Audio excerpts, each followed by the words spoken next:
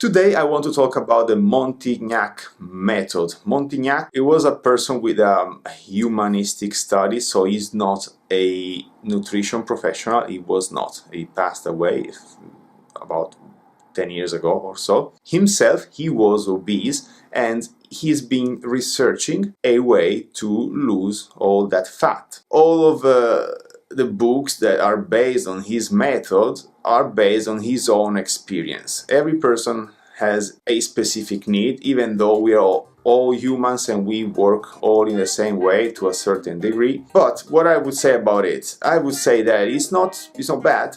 It's not bad. It speaks about the glycemic index, and it prevents from combining together carbohydrates and fats.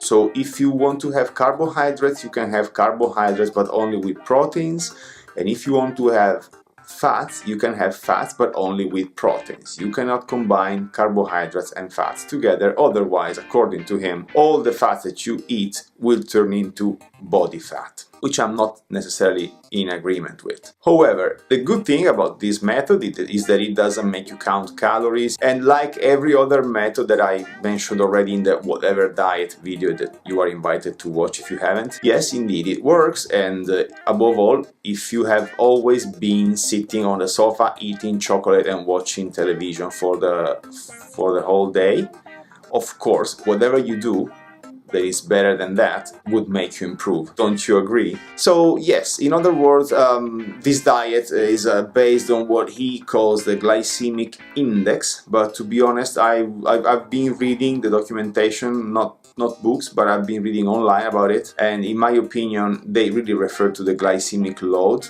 even though they call it glycemic index.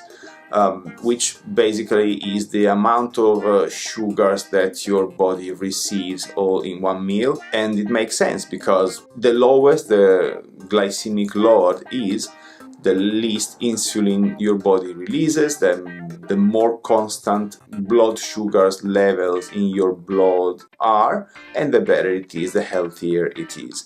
I don't believe it's necessarily a diet that a person with some experience would need to follow to improve. I think up to a certain point everything is good, as I said, but if you want to go the step further, so if you want to reveal the six-pack and things like that, you don't need the Montignac method. Yes, you can do it, but it's not really, at that point you can do it, but you need to do something more on top of that.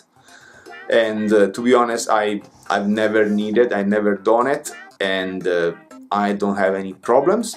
However, there is one thing that I don't agree with, which is about the fruit. He says that if you want to have fruit, you don't have to eat fruit combined with other foods in the same meal, either before or later, or as you are digesting. You should take fruit after starving, or however, never combining it with other things, because according to him it slows down the time the fruit remains in your stomach, and therefore it starts to fermenting, which is true only for a very little minority of people in the world who would have noticed by now if they have that problem, and for anyone else it's really irrelevant. Say so, if you want to go for the Montignac diet, go for it. If you want to take it further, you probably will need to change at a certain point.